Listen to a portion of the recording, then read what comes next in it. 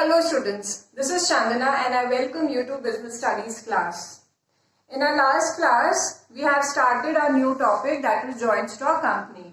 हमने joint stock company start किया था and we also have done various features of joint stock company. Now in this class, we'll be doing the merits and demerits of joint stock company. So the first topic is merits of joint stock company. What do you mean by merits? I think everybody knows it. Merits होता है advantages. तो अब हम इसमें क्या पढ़ेंगे? Advantages of joint stock company. The first advantage is limited liability. Limited liability, as you all know, ये point सब में आया है. Limited liability means the liability of the member is limited to the amount of capital they have contributed in the business. That means in case of business loss, अगर business को loss होता है then उनको कितने तक का loss होगा? जितना उन्होंने मनी कंट्रीब्यूट करा है बिजनेस में. That means their personal property will not be attached in order to pay off the liability. उनकी खुद की पर्सनल प्रॉपर्टी कभी भी बेची नहीं जाएगी लाइबिलिटी को चुकाने के लिए. And that is why it is the advantage. It is one of the advantage of joint stock company. क्यों एडवांटेज है? क्योंकि यहाँ पे जितने भी मेंबर्स हैं उनकी पर्सनल प्रॉपर्टी तो कभी भी नहीं बिकेगी लाइबिलिटी को पूरा करने के लिए, राइट? उनको कितने तक का लॉस झेलना पड़ेगा? The amount they have contributed in the business. Now coming to the second point, larger financial resources. In case of joint stock company you have larger financial resources. यहाँ पे amount of capital ज़्यादा होती है.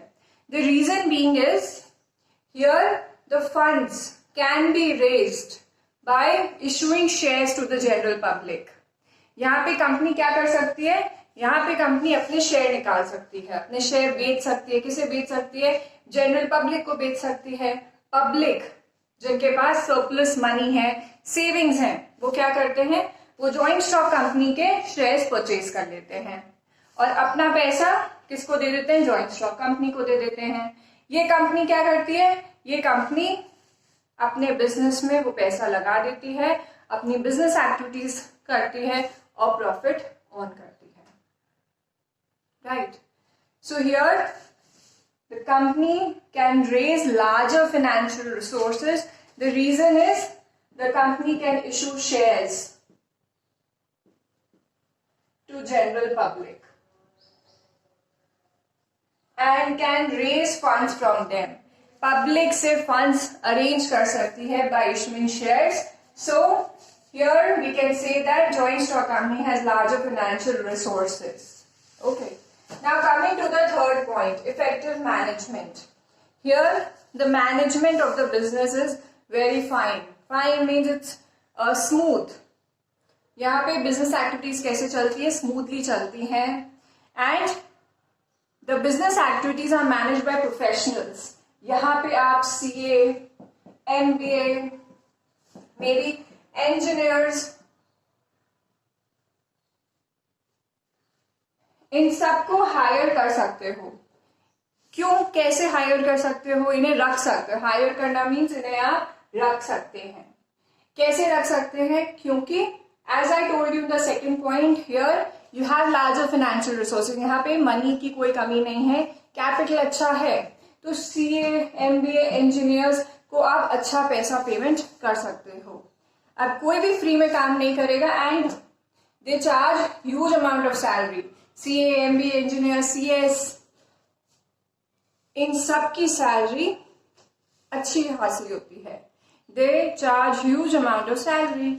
And वो salary कब company afford कर पाएगी? Only when company has funds.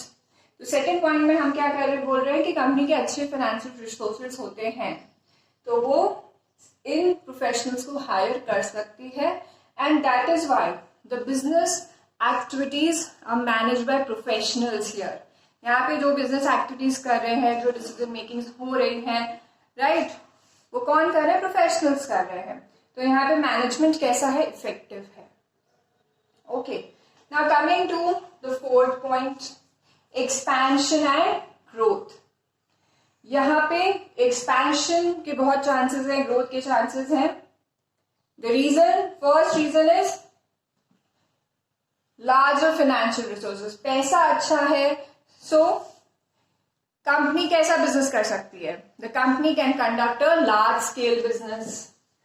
Why the company can conduct large scale business? The reason is they have larger financial resources. The second reason is that here, as I told you, professionals. आप professionals को भी रख सकते हो, right? आप professionals को भी higher कर सकते हो. क्यों? पैसा अच्छा है तो आप प्रोफेशनल्स को रखो. एंड उसकी वजह से क्या हो रहा है? मैनेजमेंट कैसा हो रहा है? इफेक्टिव हो रहा है. बिजनेस एक्टिविटीज बहुत अच्छी हो रही है, इफेक्टिवली मैनेज हो रही है, प्रोफेशनली मैनेज हो रही है. तो ऑब्वियसली उसकी वजह से क्या होगा? Expansion and growth. So there are two reasons. First is पैसा अच्छा है, फाइनेंशियल रिसोर्सेज अच्छे हैं. एंड दूसरा, कंपनी को कौन मैनेज कर रहा है? प्रोफेशनल्स मैनेज कर रहे हैं. And that is why there are more chances of expansion and growth of the company. Now students, we'll come to the fifth point.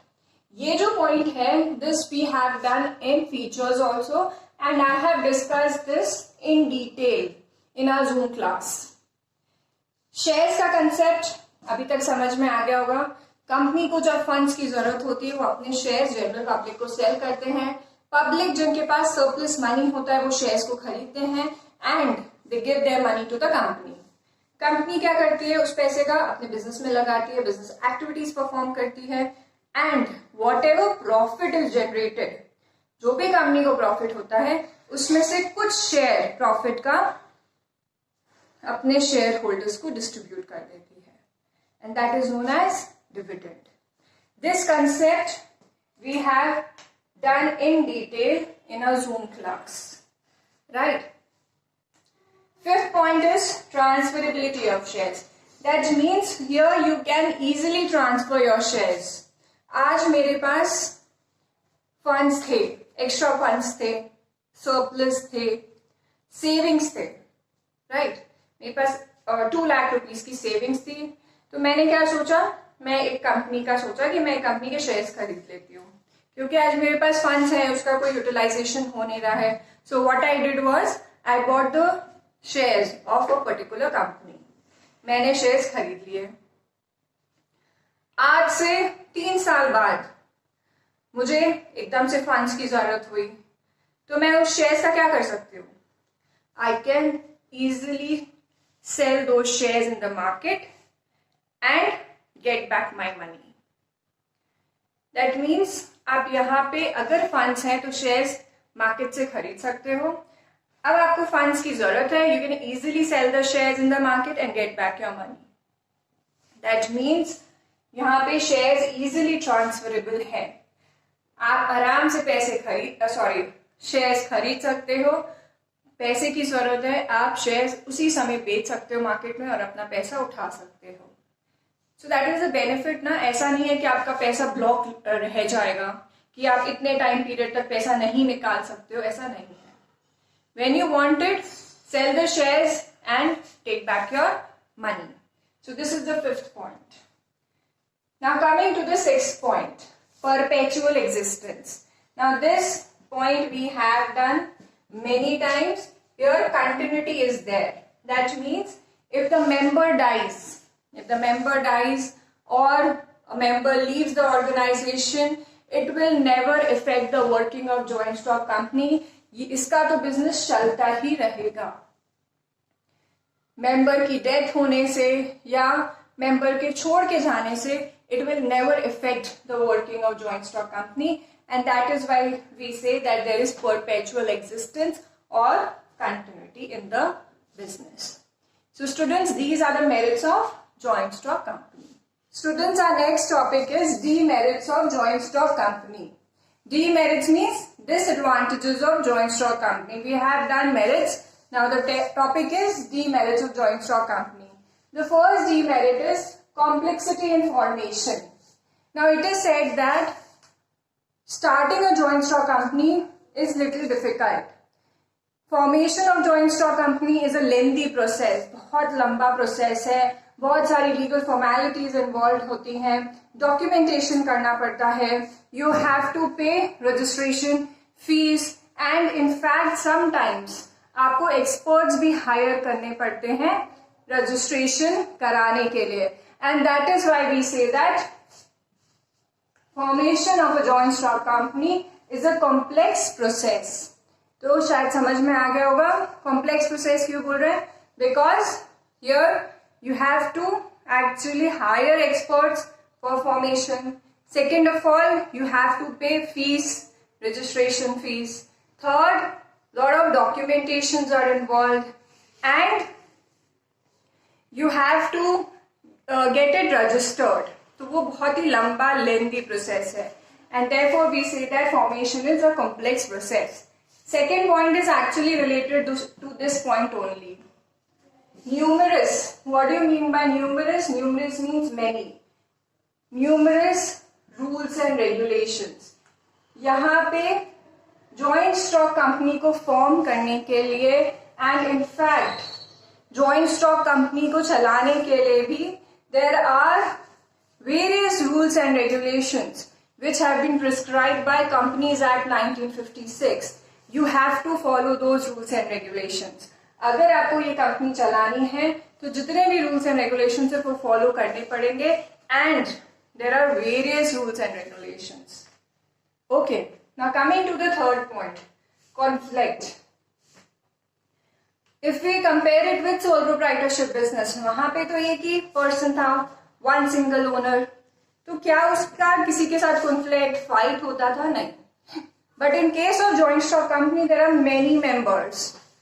अभी जब हम प्राइवेट कंपनी, पब्लिक कंपनी करेंगे तब आपको उस टाइम मैं बताऊंगी कितने मेंबर्स होते हैं, बिकॉज मेंबर्स ज्यादा हैं तो कॉन्फ्लिक्ट होने के बहुत चांसेस हैं, because as we all know every person is different, every person decision making process is different, their thinking process is different, the style of doing is style of working is different and their background is all different.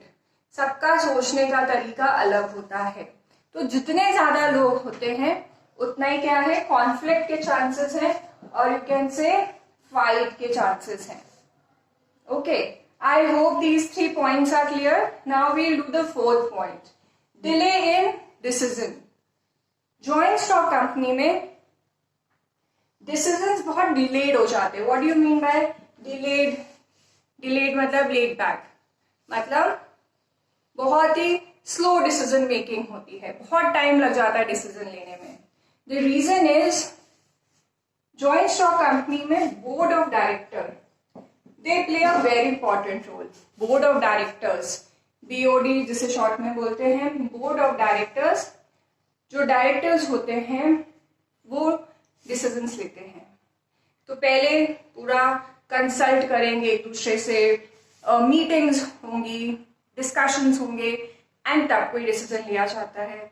And whatever decision they take then it is communicated to all the share holders. जिन्होंने भी shares खरीदे हैं company के, उनको communicate किया जाता है जो भी डिसीजन लिया जाता है. सो इमेजिन कितना टाइम लगेगा. पहले तो ये डिस्कस करेंगे बोर्ड ऑफ डायरेक्टर्स, जो डायरेक्टर्स हैं वो सब डिस्कस करेंगे, जो भी टॉपिक है उस पर डिस्कस करेंगे, फिर जो भी डिसीजन लेंगे वो सबको कम्युनिकेट किया जाएगा एंड फिर इम्प्लीमेंट किया जाएगा. And that is why we say that this will lead to delay in decisions. Right, now we come to the fifth point. ये जो फिफ्थ पॉइंट है ये हम पहले भी कर चुके हैं. In case of joint stock company there is lack of secrecy. Here you cannot keep secret. आप कोई भी बात सीक्रेट नहीं रख सकते हो. You have to openly say it. Why? Because this I have told you that in case of joint stock company, your books of accounts, your financial positions, your annual reports are all open to the general public. ये जो general public होती है, जो आपके business में contribute करती है bye purchasing your shares, उनके लिए सारी books of accounts, annual reports open है। अब कोई आपकी कंपनी के शेयर्स क्या आंखें बंद करके खरीद लेगा? नहीं, वो पहले क्या करेगा, कंपनी के एनुअल रिपोर्ट्स देखेगा, फाइनेंशियल पोजीशन चेक करेगा। पहले वो खुद सेटिस्फाई होगा कि हाँ, इस कंपनी में पैसा लगाना चाहिए या नहीं लगाना चाहिए, इसकी पास्ट की भी पोजीशन कैसी रही है, आगे ग्रोथ के चांसेस है या नहीं है, आगे फाइनेंशियल पोजीशन कैसी रहेगी, सब एनालाइज करती है पब्लिक, जो भी इन्वेस्टर्स हैं, and then only they buy the shares of the company. So for them all the annual reports, the financial statements, they are all open to them, all open to the public, and that is why we say that secrecy cannot be maintained, क्योंकि यहाँ तो सबके लिए open है।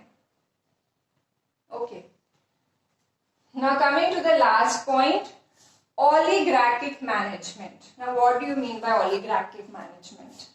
Now as I told you, board of directors सारे decisions लेते हैं, right, they discuss it, पूरा एनालाइज करते हैं, सोचते समझते हैं, and then they take the decisions. Now decisions उन्हें कैसे लेने चाहिए? डिसीजंस उन्हें ऐसे लेने चाहिए which are beneficial for the company, which are beneficial for all the share holders, which are beneficial for everybody. Company के लिए बेनिफिशियल होना चाहिए वो डिसीजन, एंड शेयर होल्डर जो पैसा लगा रहे हैं इस कंपनी में, उनको भी फायदा होना चाहिए। ऐसा ही डिसीजन लेना चाहिए, but at times this doesn't happens. What happens is, these board of directors, ये जो डायरेक्टर्स हैं, instead of taking decision for the welfare of the company, for the share holders, वो डिसीजन अपने बेनिफिट के लिए, अपने इंटरेस्ट के लिए लेने लगते हैं। That means they keep their own interest first. पहले तो अपना भला सोचेंगे, ऐसा डिसीजन लेंगे जिसमें उनका भला हो, and then they think of those share holders, right, and that is oligarchic management. I repeat once again, since all the decisions are being taken up by board of directors, तो जो भी decision वो ले, कैसे लेना चाहिए, company के benefit के लिए and for the benefit of the share holders, right, for the benefit of employees also. But ये क्या करने लगते हैं, ये अपना ही भला सोचने लगते हैं, ऐसा डिसीजन लेने लगते हैं जिसमें सिर्फ उनका इंटरेस्ट हो। So that is wrong and that is oligarchic management. So I repeat once again, there is complexity in formation. Form करना बहुत complex है, joint stock company, बहुत सारे rules and regulations involved है, बहुत सारे documentation involved है, registration fees payment करनी है, experts को भी hire करना पड़ता है at times to form the company. Third, as I told you, जितने ज्यादा लोग होंगे कॉन्फ्लिक्ट के उतने ही चांसेस हैं। Fourth is board of directors take the decision, discuss it, it takes time discussion में, फिर क्या करते हैं, they communicate to everybody, right, and this leads to delay in decision. Fifth point, secrecy can not be maintain because books of accounts are open. Books of accounts are open for everybody. And sixth is oligarchic management. यहाँ पे instead of taking decision for the benefit of people, for the benefit of shareholders and the company, board of directors अपना ही फायदा सोचने लगते हैं. So that is oligarchic management. I hope students you must have understood the demerits. Students, our next topic is types of joint stock company. So we'll be learning about three types of joint stock company: private limited company, public limited company, and one person company. Okay. So here we'll be first discussing about private limited company and public limited company, and afterwards we'll be doing this one person company. So if we talk about private limited company, the number of members in private limited company is minimum there are 2 members and maximum there are 200 members. And if we talk about public limited company, public limited में minimum कितने होते हैं? 7 members and maximum there is no limited, right? So in case of private company 2 minimum members, here you have 7. Here maximum 200, but here maximum there is no limit. Number of directors, अगर directors की बात करें तो private limited में at least 2 directors होना जरूरी है, and in case of public at least 3 directors are compulsory. Issue of shares, like I have told you that in case of company को अगर फंड्स रेज करने हैं तो वो शेयर्स इशू करती है पब्लिक को in order to raise funds. As we have discussed earlier also that in case of company, if company wants to raise funds, they can raise funds by issuing shares to the general public. The public who have surplus funds, they buy the shares and वो public के funds कहाँ पहुंच जाते हैं? Company के पास। तो company की भी प्रॉब्लम सॉल्व हो गई, उन्हें फंड्स मिल गए, right? Now the third point, as I told you, it is issue of shares. In case of private limited company, the shares are not issued to general public. Private company में shares general public को issue नहीं किए जाते हैं, but the shares are issued among the people within the company. Company के जो अंदर लोग होते हैं उन्हीं को शेयर्स इशू किए जाते हैं, वही पैसा कंट्रीब्यूट करते हैं, जनरल पब्लिक को शेयर्स इशू नहीं किए जाते हैं in case of private limited company. But in case of public limited the shares are issued to the general public. So I hope you must have understood the difference. Here the shares are not issued to the general public, पर किसे issue किए जाते हैं? Company के अंदर जो लोग हैं उन्हें इशू किए जाते हैं, बट पब्लिक लिमिटेड में the shares are issued to the general public. Next point is prospectus. Now I know you don't know the meaning of prospectus, तो पहले प्रोस्पेक्टस का मीनिंग समझना पड़ेगा। Prospectus is actually a booklet, और you can say it's a document और a booklet, छोटी सी पतली सी booklet होती है which has entire information about the company. This prospectus is given to the general public जो कि interested हैं कंपनी में पैसा लगाने के लिए। वो prospectus पढ़ते हैं, कंपनी के बारे में पूरी इंफॉर्मेशन लेते हैं। अगर उन्हें लगता है कि हाँ कंपनी इस लायक है फंड्स लगाने के लिए, तो वो prospectus के बेसिस पे कंपनी के शेयर्स खरीदते हैं। In simpler words, when you take an admission in any school, आप कोई स्कूल जाओ जहां आपको एडमिशन लेना है, तो स्कूल क्या करता है? They give you a booklet, एक पतली सी आपको बुकलेट देते हैं जिसमें स्कूल के बारे में पूरी इंफॉर्मेशन होती है रिगार्डिंग द इंफ्रास्ट्रक्चर, बिल्डिंग के बारे में, फील्ड्स के बारे में, sports, academic, teachers, the curricular activities, सबके बारे में पूरी इंफॉर्मेशन होती है related to that school in that booklet. Why it is given to your parents or to you? So that you get the entire information about the school and you make up your mind to get admission in that school. The same way prospectus is given to the public, whoever is interested in buying shares of the company. और इस prospectus में क्या लिखा रहता है?